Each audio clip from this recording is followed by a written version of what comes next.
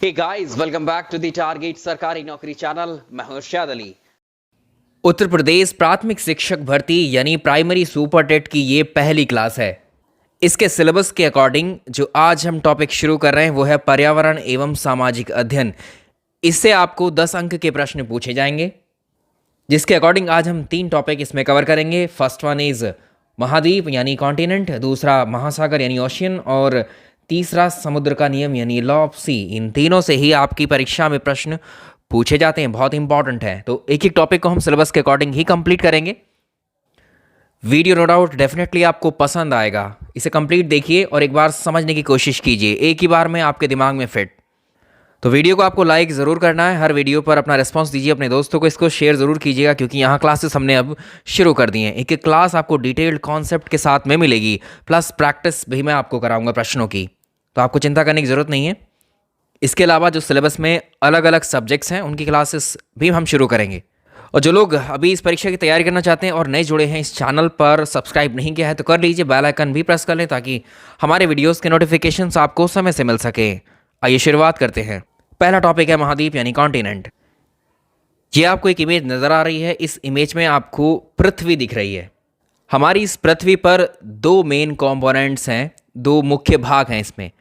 जो blue colour में आपको नज़र आ रहा है ये हमारी पृथ्वी पर पानी है, ये 71% है।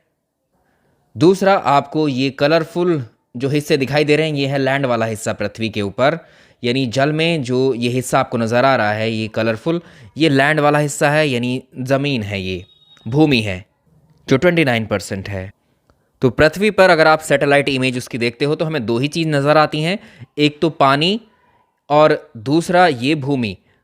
ये पानी का बहुत बड़ा क्षेत्र है तो इसको हम बोलते हैं महासागर, और ये भूमियों के बड़े खंड हैं, बड़े हिस्से हैं, इनको हम बोलते हैं महाखंड या महाद्वीप। अब एक टर्म आपने सुना होगा इसमें, जो द्वीप शब्द है या इसको इंग्लिश में हम बोलते हैं आइलैंड। क्या होता है समझ लेते हैं।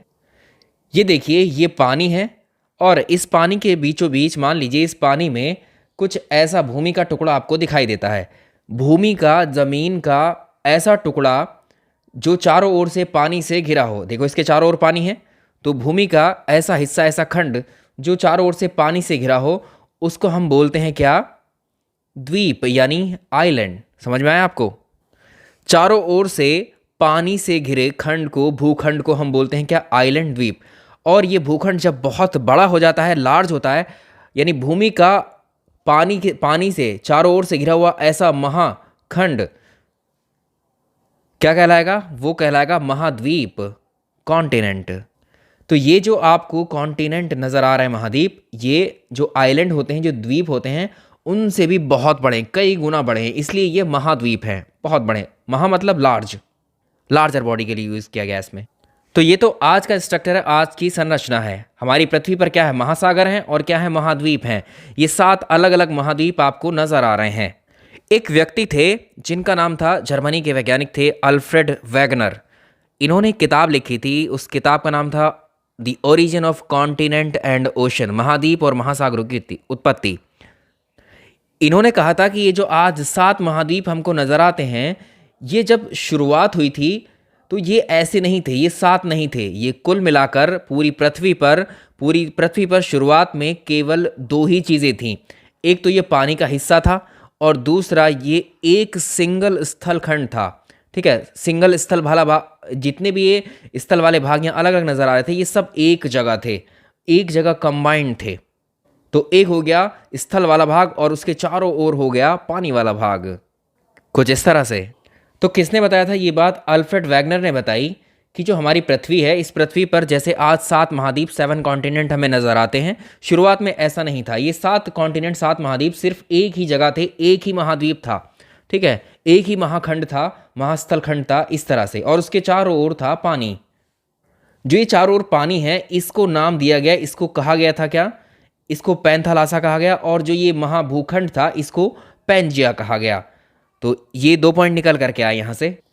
All continents were jointed to each other, सभी महाद्वीप एक दूसरे से जुड़े हुए थे, एक ही महाद्वीप था। ठीक, तो इसमें जो ये आपको जो सारा पानी नज़र आ रहा है पृथ्वी पर, जो सारा पानी था वो, यानी इसको एक महासागर अगर आप रिप्रेजेंट कर रहे हैं, इस महासागर को नाम दिया गया पैंथालासा। तो पैंथालासा था, और ये जो महाखंड है, महाभूखंड है, महास्थल है, इसको नाम दिया गया पैंजिया।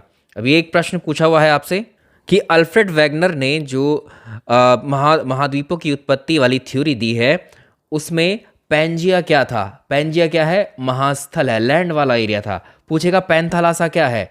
वो महासागर का नाम है। समझ गए? जब ये अकेला था तो आगे डिवाइड कैसे हो गए, 7 कैसे हैं आज? इनका कहना था इस पर जो है कुछ फोर्सेस अप्लाई हुए, ज्वारीय बल, ग्रेविटेशनल फोर्स, उत्प्लावन बल, इस तरह के कुछ इस पे बल लगे, और ये फोर्स बहुत ज़्यादा हाई थे, बहुत बड़े फोर्स थे, जो इस स्थल खंड को बाहर की तरफ एक तरीके से स्प्लिट कर देते हैं, इसको ब्रेक कर देते हैं। ये फोर्स की वजह से ये पूरा महास्थल टूट जाता है। तो ये जो पैंजिया था, ये पैंजिया 2 भागों में टूट जाता है। जब ये पैंजिया टूटा तो इसके 2 हिस्से हुए। एक तो हुआ इसका भाग जो ऊपर था, इसको कहा गया उत्तर वाला भाग इसका, और दूसरा दक्षिण वाला भाग। और जब ये टुकड़े अलग हो गए, एक महाद्वीप जब 2 पार्ट में टूट गया, तो इनके बीच में जाहिर है कि पानी भर गया। और जब ये पानी भरा तो इस पानी को, इन दोनों महाद्वीपों के बीच में जो पानी है स्थल खंडों के बीच में, इसको कहा गया तैतीस सागर। उसके बाद में इसका जो नॉर्थ वाला हिस्सा है, इसको नाम दिया गया अंगारा लैंड, या इसी को कहा जाता है लोरेशिया। और इसका जो दक्षिण वाला हिस्सा है, इसको कहा गया गोंडवाना लैंड, जो कि दक्षिण वाला हिस्सा है इसका। तो जो पैंजिया था, वो पैंजिया 2 बड़े हिस्सों में ब्रेक हो गया, मतलब पैंजिया के 2 टुकड़े हो गए, और इनके बीच में जो पानी आया उसको कहा गया तैतीस सागर। और इसका नॉर्थ वाला हिस्सा कहलाया अंगारा लैंड, दक्षिण वाला हिस्सा गोंडवाना लैंड। एक प्रश्न यहाँ से आपकी परीक्षा में पूछा जाता है कि भारत इनमें से किसका हिस्सा है, अंगारा लैंड का, गोंडवाना लैंड का? इस तरह से प्रश्न बनता है, आपने देखा भी होगा। इसके बाद भी ये जो अंगारा लैंड है और गोंडवाना लैंड है, ये फिर से स्प्लिट हुए, ये फिर से ब्रेक हुए, अलग हुए, और इनसे बने अलग अलग आज के वर्तमान के जो 7 महाद्वीप हैं। तो कौन सा महाद्वीप इस पैंजिया के किस हिस्से से आया? तो पैंजिया जब टूटा तो इसके उत्तरी भाग को कहा गया अंगारा लैंड, और इसके दक्षिणी भाग को कहा गया गोंडवाना लैंड। और जो अंगारा लैंड जब फिर से स्प्लिट हुआ, ये अलग अलग हिस्से हुए, टुकड़े हुए इसके अंगारा लैंड के, तो इसमें से 3 कॉन्टिनेंट बने। इसमें से नॉर्थ अमेरिका बना, यूरोप बना, एशिया बना, ठीक है। और इस गोंडवाना लैंड से दक्षिण अमेरिका यानी साउथ अमेरिका बना, अफ्रीका कॉन्टिनेंट बना, ऑस्ट्रेलिया बना, अंटार्कटिका। तो ये आपको समझ में आ गया। आप कोई से भी महाद्वीप का नाम किसी प्रश्न में रख करके पूछ ले आपसे, ऑस्ट्रेलिया जो है किस लैंड का हिस्सा था? गोंडवाना लैंड का। अंटार्कटिका, ऑस्ट्रेलिया, अफ्रीका, दक्षिण अमेरिका, ये सब गोंडवाना लैंड के हिस्से थे। और गोंडवाना लैंड क्या था? इस पैंजिया का टूटा हुआ दक्षिणी भाग था। पैंजिया क्या था? पैंजिया एक बड़ा स्थलखंड था, एक लार्ज लैंड बॉडी थी। कुल 7 महाद्वीपों में डिवाइड हुआ ये पैंजिया। आप कहेंगे इंडिया तो एशिया का हिस्सा है। वर्तमान में इंडिया एशिया में शामिल है, लेकिन ये पहले जुड़ा हुआ किससे था? अफ्रीका के साथ कनेक्ट था ये, ठीक है। यानी हमारा भारत गोंडवाना लैंड का हिस्सा था। ये इंटरेस्टिंग क्वेश्चन है, ये पूछा जाता है आपसे परीक्षा में। ये आपने देखा भी होगा कि भारत इनमें से किसका हिस्सा है। तो आप सोचोगे एशिया तो इसमें आ रहा, भारत तो एशिया में आता है, तो अंगारा लैंड का सोच सकते हैं, लेकिन नहीं। भारत जो है किसका हिस्सा था? ये अफ्रीका के साथ अटैच था, ये वाला भारत का स्थलखंड। और अफ्रीका जब टूट करके बना था, गोंडवाना लैंड से टूट करके बना है, ठीक है। ये क्लियर हो गया। तो ये जो अभी हमने डिस्कस किया, ये है महाद्वीपों की उत्पत्ति कैसे हुई, ओरिजिन ऑफ कॉन्टिनेंट, यानी हमारे 7 महाद्वीप जो हैं किस तरह से बने। अब यहाँ से कुछ पॉइंट्स को डिस्कस कर लेते हैं। सवाल आएगा continental drift theory given by whom? Answer होगा अल्फ्रेड वैगनर। महाद्वीपीय विस्थापन का सिद्धांत किसने दिया था? अल्फ्रेड वैगनर ने दिया था। इन्होंने अपनी किताब लिखी थी origin of continent and ocean. ये तो हो गए महाद्वीपों की उत्पत्ति। अब हम बात करेंगे महासागरों की उत्पत्ति कैसे हुई। आज तो सिर्फ हम उत्पत्तियों के बारे में ही बात करेंगे। तो अगर हम बात करें किसकी, जो ये तो हमने देख लिया 7 कॉन्टिनेंट कैसे बने, ठीक है, इन्हीं से ब्रेक होकर के बन गए। अब ब्रेक होने के बाद में ये जो पानी था, जहाँ जहाँ से ब्रेक हो गए उनके बीच में ये पानी भरना शुरू हुआ, ठीक है भाई। ये जो है जो पैंजिया टूटा किसमें? अंगारा लैंड में और गोंडवाना लैंड में। गोंडवाना लैंड और अंगारा लैंड फिर से टूटे, ये इनका टूटना रुका नहीं, टूटते गए। टूटने के बाद ये स्थल खंड जब टूटेंगे, एक दूसरे से अलग होंगे टुकड़े, तो ये पानी जो है उनके बीच में भर जाएगा। यही अलग अलग जैसे पानी इनके बीच में भरा स्पेस में, तो यही महासागर बने। अब कौन सा महासागर कहाँ पर आया? वैगनर ने कहा था ये जो महाद्वीप था, ये वाला अफ्रीका महाद्वीप पहले ये यहाँ अटैच था इससे, ठीक है। ये यहाँ एक दूसरे से बिल्कुल सटे हुए थे, जब टूटे तो ये अलग हुआ, ब्रेक हुआ, तो ये कहाँ किधर की तरफ गया, अफ्रीका जो है इधर की तरफ मूव किया। अफ्रीका ने किधर मूव किया, इधर मूव किया। अब बात करते हैं किसकी, यूरोप की। यूरोप ने किस तरफ मूव किया, इस तरफ मूव किया। और एशिया किस तरफ मूव कर रहा है, ऊपर की तरफ, अपवर्ड। और ये क्या है, नॉर्थ अमेरिका ने इस तरफ मूव किया, ऐसे ही दक्षिण अमेरिका ने इस तरफ मूव किया, ठीक है। तो जब ये एक दूसरे से दूर भाग रहे हैं एक तरफ, तो ये पहले एक दूसरे से के साथ अटैच थे, तो यहाँ पर पानी नहीं था, एक ही स्थल खंड था ये, ठीक। तो अब ये वाला पानी इनको जगह मिल गई, तो ये कहलाएगा आपका, ये वाला नॉर्थ अटलांटिक, ये कहलाएगा नॉर्थ अटलांटिक ओशन, ठीक है, नॉर्थ अटलांटिक ओशन। और ये कहलाएगा साउथ अटलांटिक ओशन। ये है प्रशांत महासागर पूरा। अब इस लाइन के ऊपर के जो भाग हैं, चाहे लैंड वाले हिस्से हों, चाहे आपके पानी वाला हिस्सा, तो ये दक्षिण में है, ये ऊपर, तो ऊपर वाला ये प्रशांत महासागर है पूरा। लेकिन इसका जो ऊपर वाला हिस्सा है वो क्या है, नॉर्थ पैसिफिक ओशन, शॉर्ट में लिख दिया है, ये है साउथ पैसिफिक ओशन, ठीक है। तो ये प्रशांत महासागर है, ये नॉर्थ अटलांटिक महासागर, यानी ये पूरा अटलांटिक महासागर है यहाँ, ये पूरा प्रशांत महासागर है यहाँ पर। और ये ऊपर जो है ये आर्कटिक महासागर है, ठीक है, आर्कटिक महासागर है। और नीचे देखें, नीचे है अंटार्कटिक ओशन, ठीक है, ये है अंटार्कटिक ओशन।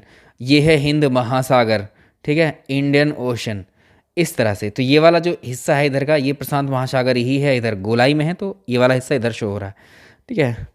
अब हम बात करेंगे, देखो कौन से, अब ऐसे पूछा जाता है कि कौन से कॉन्टिनेंट के दूर हटने से कौन सा महासागर बना। मेनली महासागरों की उत्पत्ति के बारे में अगर हम बात करें, आपसे जो प्रश्न पूछा जाएगा कि नॉर्थ अटलांटिक ओशन का निर्माण कैसे हुआ। जो नॉर्थ अमेरिका था वो इधर की तरफ गया और यूरोप इधर की तरफ गया। अभी मैप पर हमने डिस्कस किया था, नॉर्थ अमेरिका इधर की तरफ मूव कर रहा था और साउथ जो यूरोप था वो राइट साइड में मूव कर रहा था। तो इन दोनों के बीच में जो जगह खाली हुई, इसमें पानी आकर के भर गया, इसको कहा गया north Atlantic ocean. South America भी ऐसे ही शिफ्ट कर रहा था और अफ्रीका कॉन्टिनेंट भी, तो इन दोनों के बीच में जो पानी आकर के भरा उसको साउथ अटलांटिक ओशन बना। इससे एशिया कॉन्टिनेंट जो है वो ऊपर की तरफ शिफ्ट कर रहा था, तो इसलिए यहाँ इस जगह जो खाली हुई, तो यहाँ पर जो पानी आकर के भरा उसको इंडियन ओशन कहा गया।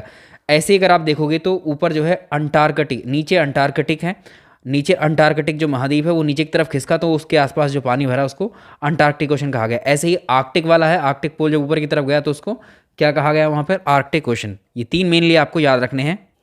और जो प्रशांत महासागर है, प्रशांत महासागर जो पैसिफिक ओशन है, पैंथालासा का ये बचा हुआ भाग है, इसलिए जो पैसिफिक ओशन है ये सबसे बड़ा ओशन है, ठीक है। सबसे बड़ा महासागर, सबसे बड़ा ओशन क्या है, पैसिफिक ओशन।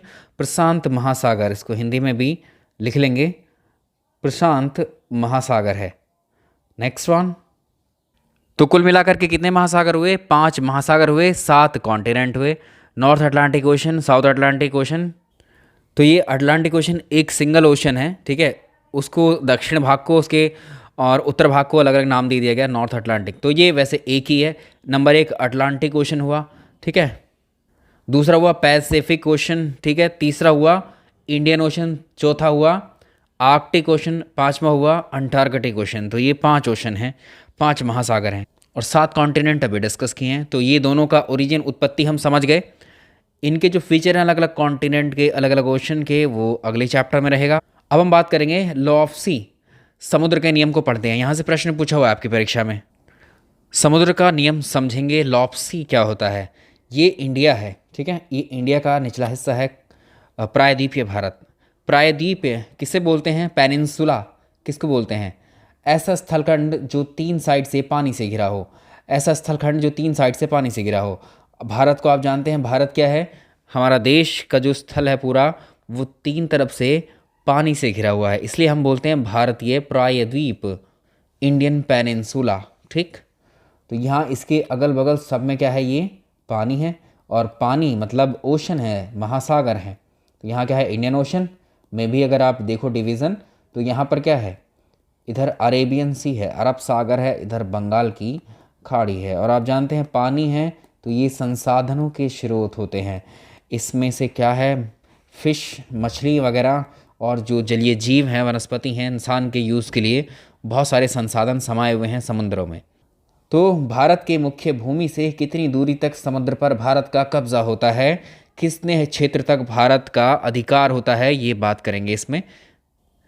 आपने देखा होगा कोई भी देश होगा, आप देखेंगे तो बिल्कुल एग्जैक्टली ऐसे बिल्कुल एकदम सिंगल लाइन में बिना डिस्टॉर्ट हुए लाइन ऐसे नहीं जाएगी। ठीक है, तो प्रैक्टिकली आप देखें तो लैंड टेढ़ा मेढ़ा होता है काफ़ी, ठीक है, आगे पीछे होता है। ठीक, तो यहाँ पर जब हम इस तरह से सीमा, एक तरीके से जो सागरीय मंडल है, मैरीटाइम जोन है, किसी भी देश की जो जलीय सीमा उसको निर्धारित हम कैसे करते हैं, एक सिंगल लाइन ड्रॉ करते हैं। ठीक है, एक सिंगल लाइन ड्रॉ करते हैं जो इन सबको एक जैसा बनाएगी। यानी पहले एक लाइन ड्रॉ की जाएगी जो तटीय क्षेत्रों को मिलाते हुए खींची जाएगी। ठीक है, जैसे ये यहाँ पर, एक सेकेंड, तो ये बेस लाइन हमने ड्रॉ कर ली, जो जितने भी समुद्र तट है इनको मिलाते हुए ये लाइन जाएगी। इसको बोलते हैं हम क्या, ये वाली लाइन को बोलना ज़रूरी है, इसको आधार रेखा बोलते हैं हम। इसको क्या बोलेंगे, आधार रेखा, यानी बेस लाइन। इम्पॉर्टेंट है, वीडियो आपको ये पसंद आएगा बहुत लेक्चर, इसके अलावा सारे लेक्चर्स ऐसे होंगे। ठीक है, बेस लाइन आधार रेखा। अब जाहिर है कि आधार रेखा से यहाँ पर ऐसा तो नहीं है कि आधार रेखा हमने ड्रॉ कर दी तो यहाँ पानी यहीं रुक गया हो। ये तो एक इमेजिनेशन है, इमेजिनरी लाइन है, पानी तो इसके अंदर अभी भी है। तो ये जो पानी अंदर है, ये वाला जो वाटर है, इस वाटर को एक नाम दिया जाता है और परीक्षा में पूछा भी जाता है। इस पानी का नाम होता है, इस जगह का होता है, इसको बोलते हैं इंटरनल सी। इसको बोलते हैं हम, जो आधार रेखा और जो मुख्य भूमि के बीच का जल होता है, इसको क्या बोलते हैं, इंटरनल सी। इसको बोलते हैं इंटरनल सी, आंतरिक सागर। इसको बोलते हैं आंतरिक सागर। अब बात करेंगे ये बेस लाइन क्या होती है, इट कनेक्ट, ये तटों को मिलाती है। ठीक है, ये क्या है, तटों को कनेक्ट करने वाली रेखा है। ठीक है, it connect coast of country. समुद्र के अंदर जो दूरी का मापन है वो इस रेखा से ही किया जाता है। ठीक है, और समुद्र के अंदर जो हम डिस्टेंस मेज़र करते हैं उसकी यूनिट क्या होती है, उसे हम बोलते हैं नॉटिकल माइल। तो समुद्र में दूरी की माप क्या होती है, नॉटिकल माइल, इसे समुद्री मील बोलते हैं। और इसको हम लिखते हैं 1 NM। 1 NM कितने किलोमीटर के इक्वल होता है, ये प्रश्न पूछा हुआ है। 1.8 आएगा आपको जनरली ऑप्शन में, या एग्जैक्ट कुछ और बढ़ाना चाहे तो 1.85 किलोमीटर। ये क्या होता है, 1 नॉटिकल माइल की वैल्यू होती है। अब इस आधार रेखा का क्या हुआ, संसाधन क्या है भाई, देखो ये समुद्र पर कितने दूरी तक अंदर समंदर में भारत का कब्जा है, भारत का अधिकार है, यानी समुद्र के संसाधनों पर कितनी दूरी तक भारत का अधिकार है, ये यहाँ डिस्कस करेंगे। चलो, इस बेस लाइन से अब समंदर की तरफ बढ़ जाओ, समंदर की तरफ अंदर आओगे तो यहाँ से चलते चलते लगभग ये समंदर से अंदर चलते हुए ये 12 किलोमीटर की डिस्टेंस तक आओ। बेस लाइन से, आधार रेखा से 12 किलोमीटर समंदर तक में देखोगे तो ये वाला जो एरिया है कहलाएगा, इसको हम बोलते हैं टेरिटोरियल जोन, क्षेत्रीय सागर। इसको हम बोलते हैं टेरिटोरियल जोन यानी क्षेत्रीय सागर। फिर से बताते हैं, आधार रेखा से समुद्र में 12 नॉटिकल माइल, सॉरी 12 किलोमीटर नहीं होगा, ये 12 नॉटिकल माइल होगा। ठीक है, इसको करेक्ट करेंगे क्योंकि समुद्री मील है ना, तो 12 नॉटिकल माइल डिस्टेंस तक, इस 12 नॉटिकल माइल क्षेत्र तक संपूर्ण अधिकार इस पे भारत का होता है। यहाँ पर जितने भी रिसोर्स हैं, ठीक है, दोहन करने के लिए भारत इनका दोहन करेगा। ठीक है, यहाँ से कोई अगर गुजरता है, इस एरिया में कोई शिप अगर गुजरता है तो उससे टैक्स लिया जाएगा, यानी ट्रेड टैक्स। ठीक है, यहाँ से आने वालों को टैक्स वसूला जाएगा भारत के द्वारा। इस क्षेत्र में बिना अनुमति के कोई दूसरा देश एंट्री नहीं कर सकता है। नेक्स्ट, इसके आगे देखो, इससे अंदर की तरफ बढ़ो, इससे अंदर की तरफ अब और डिस्टेंस ले लेते हैं यहाँ तक। ठीक है, इसको इस साइड बना देते हैं। ठीक है, क्योंकि बेस लाइन तो हमने दोनों तरफ ड्रॉ की है। यहाँ से अगर देखो आप तो ये ज़्यादा डिस्टेंस ले रहे हैं हम, क्योंकि ये डिस्टेंस कितनी है, ये वाली लाइन के बाद ही आएगी ये वाली लाइन, इसलिए यहाँ ये स्पेस छोड़ा हुआ है। ठीक, तो यहाँ पर क्या हुआ, यहाँ पर हमने ये शो नहीं की, इसीलिए नहीं किए क्योंकि इसको भी दर्शा देते हैं। तो ये 200 नॉटिकल माइल बेस रेखा से, इसको याद रखेंगे, बेस रेखा से 200, या रुकिए अभी, इसी बेस रेखा से, इस वाली बेस रेखा से समंदर के अंदर अगर 24 नॉटिकल माइल तक चलते हैं आप, तो ये कहलाता है कॉन्टिग्यूअस जोन या अविच्छिन्न क्षेत्र।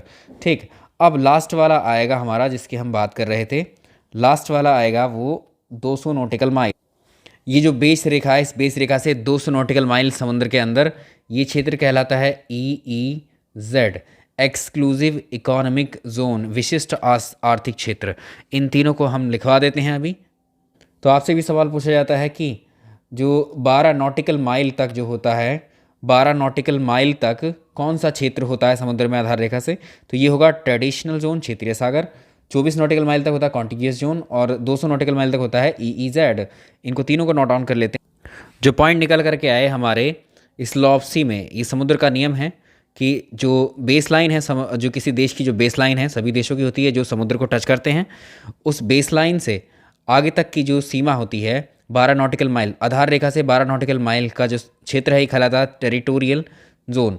अविच्छिन्न क्षेत्र क्या होता है, जो आधार रेखा से 24 नॉटिकल मील दूरी जो होती है समंदर में, वो कहलाती है अविच्छिन्न क्षेत्र या कॉन्टिग्यूअस जोन।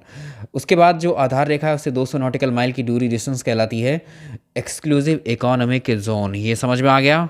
तो आज हमने 3 कॉन्सेप्ट डिस्कस किए, महाद्वीप की उत्पत्ति, महासागर की उत्पत्ति और लॉप्सी समुद्र का नियम। यहाँ से प्रश्न पूछे हुए हैं, आपने डेफिनेटली देखे होंगे अपनी बुक्स में या प्रीवियस ईयर के क्वेश्चन पेपर्स में। आपको 1 से 2 दिन के अंदर जो नोट्स के लिए कहा गया था वो अवेलेबल करा दिए जाएंगे व्हाट्सएप पर। तो ये व्हाट्सएप नंबर है, फ्री नोट्स के लिए आप जो है यहाँ पर मैसेज कर सकते हैं, व्हाट्सएप ओनली है ये, कॉल्स वगैरह आप ना ही किया करें। उन नोट्स से अपने बेसिक फंडामेंटल्स क्लियर कीजिए, उनको एज इट इज़ पढ़ डालिए जो हम आपको शेयर करेंगे। और इसी तरह से अब बाकी विषयों की भी क्लासेस अकेले अलग अलग चलेंगी, सेपरेटली थ्योरी क्लासेस फिर प्रैक्टिस क्लासेस। तो आपसे मेरी रिक्वेस्ट रहेगी इन वीडियोस को ज़्यादा से ज़्यादा शेयर कीजिए। आपके रिस्पॉन्स अच्छा आएगा अगर आप ज़्यादा लोग यहाँ वीडियोस को, इन क्लासेस को देखेंगे तो डेफिनेटली अगले पार्ट्स आते ही हैं। पूरी तैयारी होगी, पूरे कंप्लीट सब्जेक्ट्स की तैयारी होंगी अगर ऐसे ही यूट्यूब पर अगर आप सपोर्ट करेंगे तब।